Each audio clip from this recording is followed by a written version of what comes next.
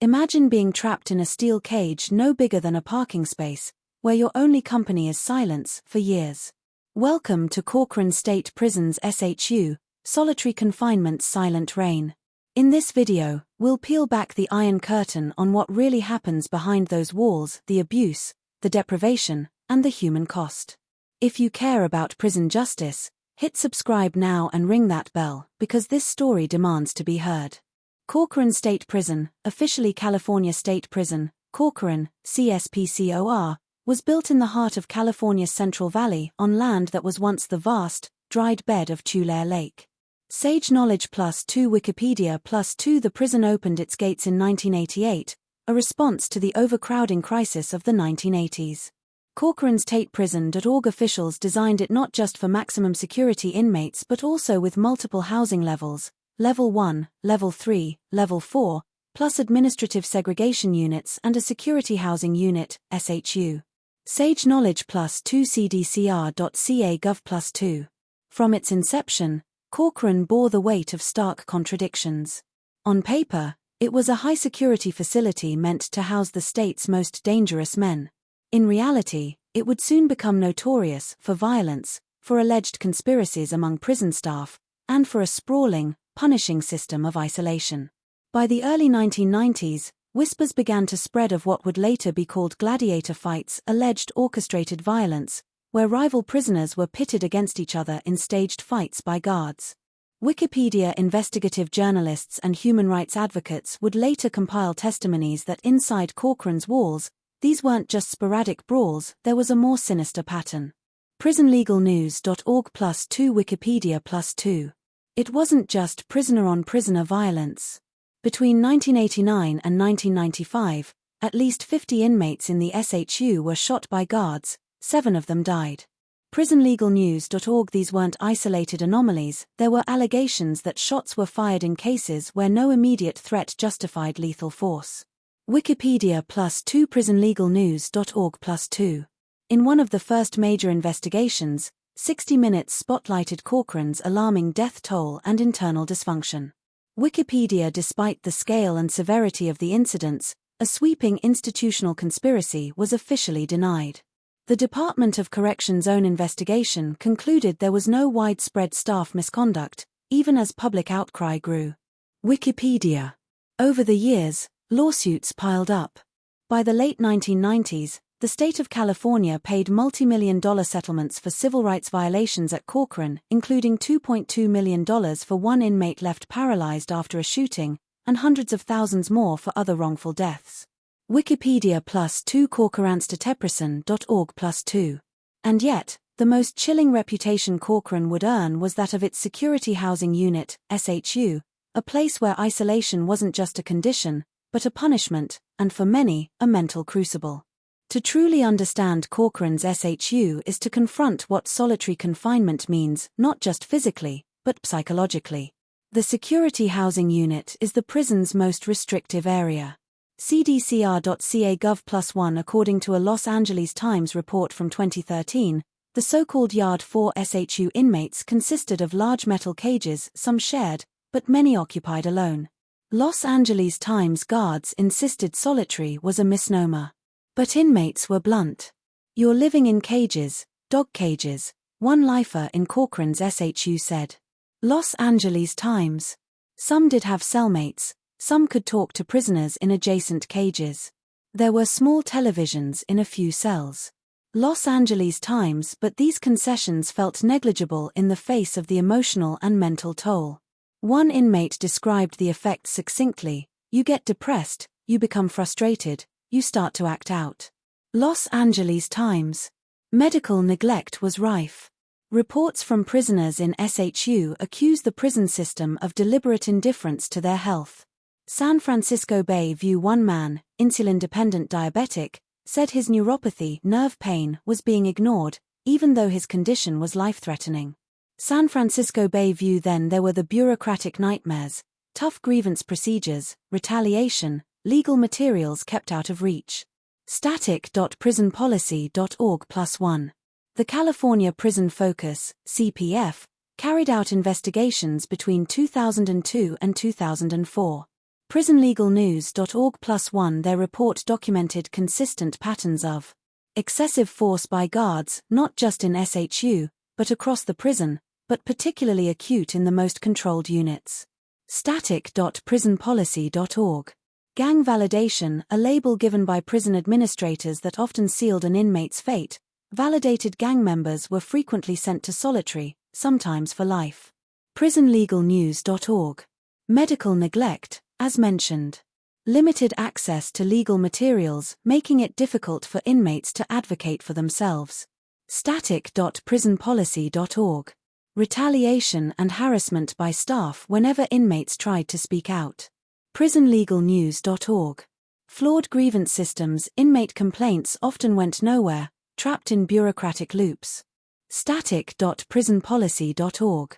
According to CPF, these weren't random abuses, they formed a systemic pattern. Static.prisonpolicy.org. For many prisoners, the SHU at Corcoran became a place of indefinite isolation, punitive validation, and despair. One particularly powerful voice is that of Chris Yingling, who spent 3 years in Corcoran's SHU, 1994 to 1996, before being transferred to Pelican Bay. Solitary Watch. Yingling speaks with raw honesty about what lasting psychological damage solitary inflicted on him. I suffer depression. I have rage. Every once in a while I'll come to tears over the way humans treat each other. Solitary Watch. That's the quieter reality behind the steel, not the clashing of guards or the staged violence, but the slow erosion of a man's mind. Some of the most disturbing allegations about Corcoran's early years center on the so-called Gladiator days. Multiple sources, including journalists and former inmates, claim that prison officials orchestrated violent confrontations between inmates for their own purposes. Wikipedia +2 PrisonLegalNews.org +2. These weren't just spontaneous fights. According to insiders, prison guards allegedly manipulated rival gang members into clashes, setting the stage for chaos. PrisonLegalNews.org +2 Wikipedia +2 The reported motive? Maintain absolute authority, intimidate certain prisoners, and perhaps sensationalize control. The fallout was catastrophic. Between 1989 and 1995, 50 inmates in the SHU were shot, 7 died. PrisonLegalNews.org Some of those incidents were later challenged. Critics, journalists, and advocates argued that many shots were unjustified, and in some instances, even mistakenly directed. But when investigations came, the response from officials was thin. The Department of Corrections and California's Attorney General studied the cases but concluded that while some individual misconduct happened, there was no broad systemic conspiracy. Wikipedia In other words, legal accountability and institutional reform lagged behind the scale of alleged abuses. Public pressure mounted. The Los Angeles Times described Corcoran as the most troubled of the 32 state prisons in California. Wikipedia Yet change proved elusive. One especially chilling note: a private investigator released a film titled Maximum Security University, which used surveillance footage from Corcoran.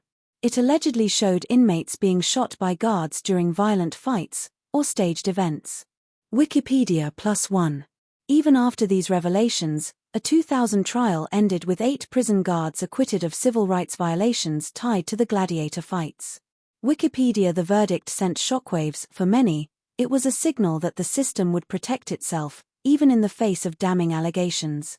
And that, perhaps, was the most devastating legacy, not just the blood, but the message that the institution was bigger than justice. One of the most insidious mechanisms that kept men locked in Corcoran's SHU wasn't just violence, it was administrative validation. In prison vernacular, validation meant labeling a prisoner as a gang member or affiliate, even without overt criminal activity, and that label often led to indefinite SHU placement. PrisonLegalNews.org. In the early 2000s, California Prison Focus documented how gang validation became a key lever in funneling people into long-term isolation. Static.prisonpolicy.org +1 It essentially gave prison administrators a bureaucratic justification to lock individuals away, sometimes for years, without the need for a new crime or even a disciplinary hearing. One former SHU inmate, Mwalamu Shakur, also known as Ajamu, told reporters he was validated in 1998 and remained in solitary for a staggering 14 straight years. Knock LA, that's not a sentence, that's exile, inside your own mind. For men like SHU Corridor, the SHU became a sentence within a sentence, cut off from the general population, subject to tight security, labeled as dangerous, and left in perpetual limbo. Among his reflections, SHU Corridor described the emotional toll, isolation, crushing stagnation, and the constant anxiety of not knowing when, or if, he would ever be released. Knock LA, his story is both a personal tragedy and a broader indictment of how the prison system weaponizes labels to justify indefinite confinement. By the 2010s, the rising pain inside SHUs could no longer be ignored. In 2013, Corcoran inmates took a drastic stand, a hunger strike. Roughly 800 prisoners joined in, protesting the use of solitary, long-term isolation, and brutal conditions. Los Angeles Times. But tragedy soon followed. One of the participants, Billy Michael Sell, died by suicide in Corcoran's SHU during the strike. Wikipedia. According to inmate advocates, Sell had been asking for medical help in the days leading up to his death, cries that allegedly went unheard. Wikipedia. The strike and Sell's death ignited public debate. Outside advocates, media outlets, and human rights groups raised the alarm.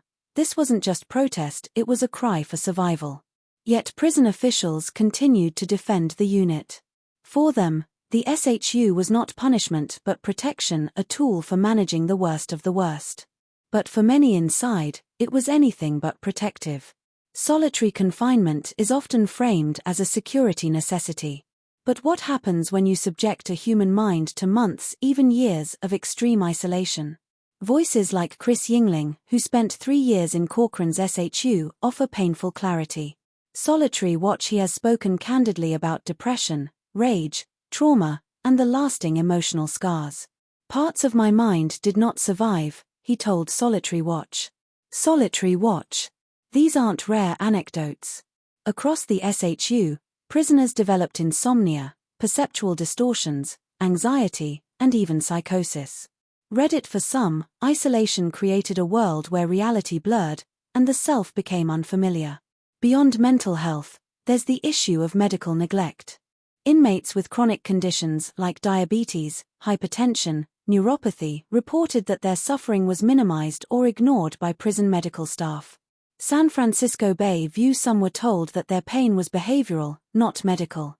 Then there's the bureaucratic crushing. When inmates try to raise complaints, they face a labyrinth of grievance procedures, often with no resolution. Static.prisonpolicy.org. Retaliation, harassment, and lack of transparency make speaking out feel dangerous. Isolation, once seen as a tool, becomes a tormentor.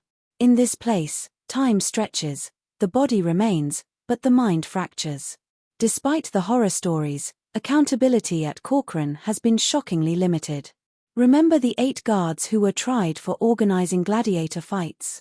After 9 weeks of testimony, they were acquitted of civil rights violations in 2000. Wikipedia journalists, survivors, and advocates felt it was a travesty, a system protecting itself rather than punishing wrongdoing. The 60 Minutes expose, the maximum security university tape, the Internal Corrections Department review all raised red flags. Wikipedia. Yet the official narrative remained, isolated incidents, no systemic conspiracy. At the same time, reform efforts stuttered. While hunger strikes and public pressure forced some transparency, change was incremental. Not enough, according to many activists. Meanwhile, the structural tools that drive SHU placement, like gang validation, remain firmly in place. PrisonLegalNews.org. +1. For many inmates, there is no clear path out. In the darkest corners of Corcoran, resistance never died. Even within the isolation of the SHU, inmates found ways to fight, to be seen, to push back. Mwalimu Shakur's 14 years in solitary didn't break him completely. Knock LA. He continued to write, to organize, to demand change, to remind the world that solitary confinement is not just a punishment, it's a moral issue. Other inmates documented their experiences in letters, in hunger strikes, in secret networks. Patients with chronic medical conditions formed support groups, sharing whatever information they could. Outside, human rights organizations like Solitary Watch and California Prison Focus amplified these voices. Their reports, based on testimonies, legal visits, and interviews, laid bare a system many preferred to ignore. PrisonLegalNews.org+1. These internal and external struggles formed a fragile lifeline, proof that even in the most oppressive systems, human dignity can flicker, and even if it's battered, it doesn't always extinguish. Fast forward to more recent years, the SHU's legacy continues, but cracks are emerging.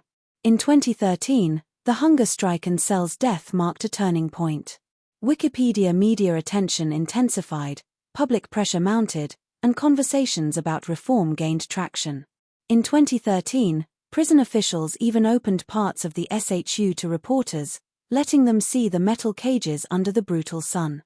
Los Angeles Times inmates described life there bluntly. Some insisted it was dog cages, others spoke of depression and frustration. Los Angeles Times. But reform has been slow and contested. Much of the institutional infrastructure that enables long-term isolation, like the validation system, still stands. That said, new ideas are emerging.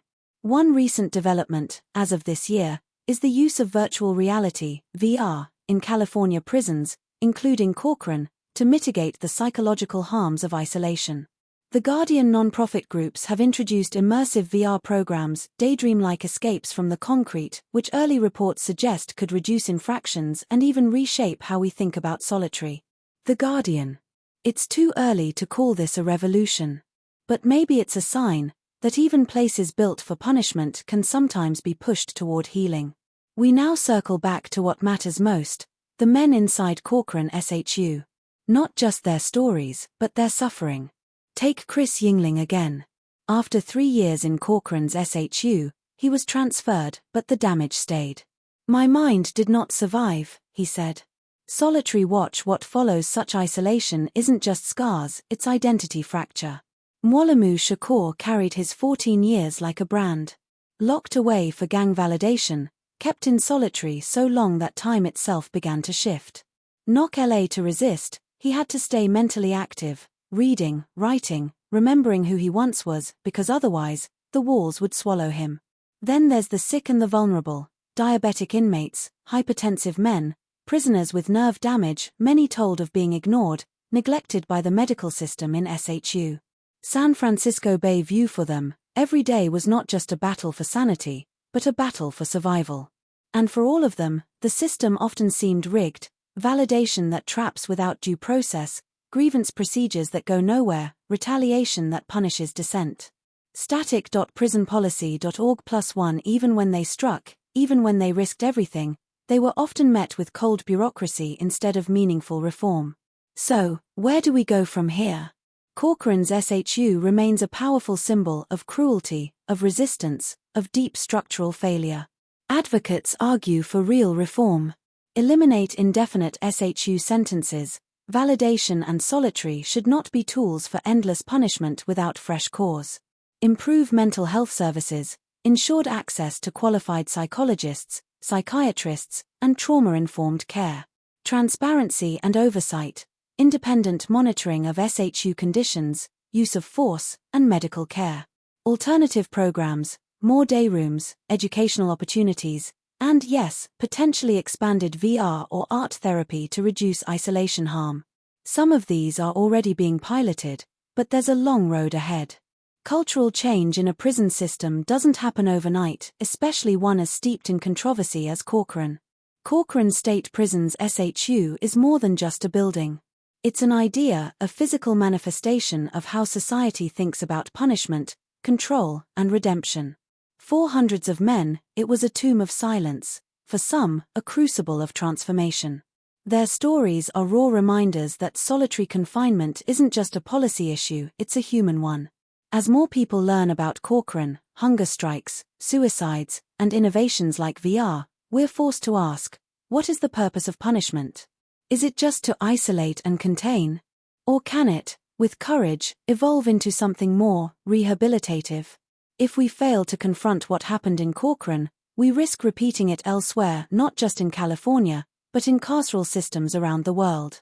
Long before the hunger strikes made headlines, long before journalists exposed the Gladiator Era, Corcoran's SHU had already become a machine, an administrative engine fueled by paperwork, suspicion, and a system designed to run on autopilot. It didn't require a conspiracy of violent guards anymore. All it needed was routine. And routine, in a place like Corcoran, was often the most dangerous force of all.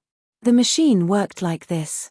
A correctional officer or institutional gang investigator, IGI, would validate an inmate as a gang affiliate. Validation didn't require a crime. It didn't even require proof of current gang activity. A tattoo. A drawing. A note in a cell. Someone else's accusation. Even possessing certain books or writings could be interpreted as gang-related. With that one label, a prisoner could be sent to the SHU indefinitely, not as discipline, not as punishment for an incident, but as administrative housing. That phrase alone became one of the most powerful weapons in the prison system. It meant someone could be buried alive in paperwork without ever being found guilty of anything. Many prisoners describes validation as a life sentence inside a life sentence. Once validated, the only way out was to debrief, a formal process where the inmate agreed to provide detailed information about their gang or other gangs. But debriefing was perilous. Giving names made you a target. Even the possibility of debriefing created enemies. Prisoners weren't just choosing between isolation and freedom, they were choosing between isolation and death. That is what made the SHU machine so effective. Fear of retaliation kept inmates silent. Fear of isolation kept them compliant. The system didn't need to threaten them with violence. The threat was baked into the structure. Inside the SHU, men described the sensation of being erased. Days blended into nights that were barely darker than the day, since lights often stayed on. Food was slid through a slot. Movement was tightly controlled, sometimes only showering 3 times a week. Recreation maybe an hour a day in a concrete pen or metal cage. The moments outside the cell weren't freedom, they were reminders that the world had shrunk to the size of their minds. And the mind, under those conditions, became fragile. Some prisoners created imaginary worlds to maintain sanity. They timed their days with rituals, push-ups, reading, meditation, pacing in perfect geometric lines. Others wrote long letters to family members who had stopped replying years before. Many never received mail at all, but writing became an anchor, proof that the outside world still existed. Others didn't fare so well. Stories circulated throughout Corcoran of men who stopped speaking altogether. Men who screamed through the night. Men who mutilated themselves just to feel something. In extreme cases, some banged their heads against concrete walls until officers were forced to intervene. Yet despite this human cost, the bureaucratic engine kept running. Officers rotated in and out of the unit.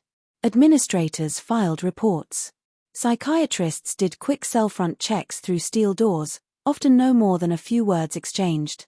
Every part of the system became procedure, efficient, structured, predictable.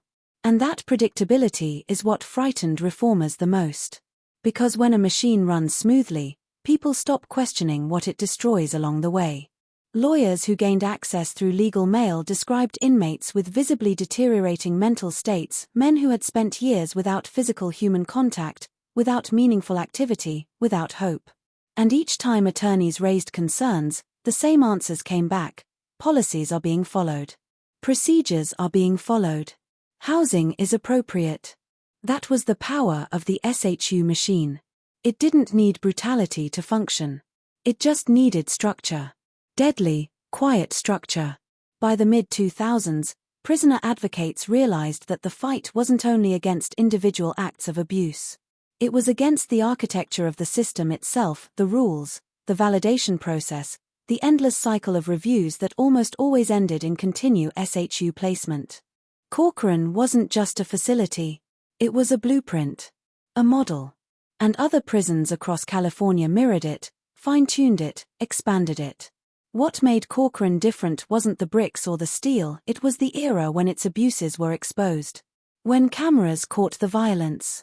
When reporters dug deeper. When inmates risked retaliation to get the truth out.